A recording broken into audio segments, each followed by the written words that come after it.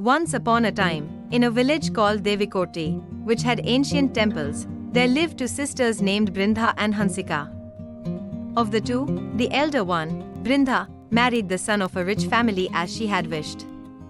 The younger one, Hansika, married the son of a poor family. In this way, both got married and went to their mother-in-law's house. After Brindha's marriage, one day she called Hansika on the phone and asked, "Hi Hansika. What are you doing?" Hansika replied, "I am cooking, sister." "What are you doing?" "Since the cook is doing the cooking at my house, I have no work here. Therefore, I only come out of my room to eat. It's cold here, so I am drinking hot tea and watching television," said Brindha. "Sister, we are both in the same town. I am feeling hot here. How is it cold for you?" "Hansika, don't you know about our house?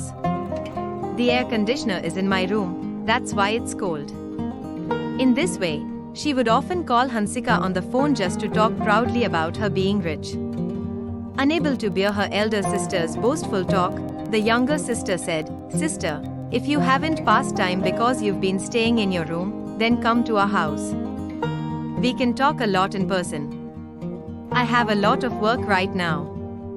"I will talk in the evening, sister," said Hansika, and then she hung up the phone.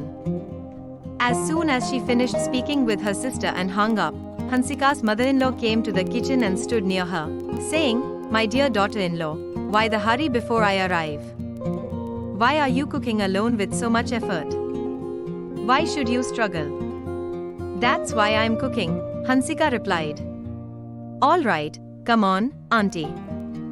Let's cook together," she said, and both of them quickly and deliciously cooked together and finished, then came out. There, her husband, father-in-law, and sister-in-law were chatting together, eating the fruits brought by the father-in-law, and playing the game of carom. Hansika and her mother-in-law joined them. Then her sister-in-law said, "I will cook today lunch. You and mum take some rest." Hansika replied, "All right." In this way, she spent the day very happily. As soon as the evening work was over, Hansika's husband said to her, "Come, let's go to the beach where it will be cool." "All right," she replied, and both of them set off and went to the beach.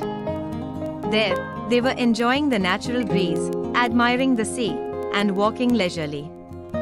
At that time, Brindha, who was both staying inside the room, called her sister again on the phone and asked, "Hansika, what are you doing?"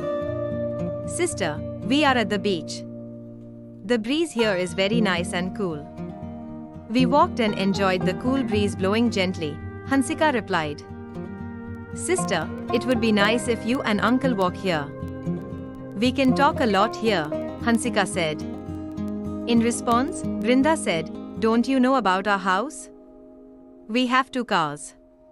So, as soon as my husband arrives, both of us will come by car." In this way, Brinda again started speaking proudly.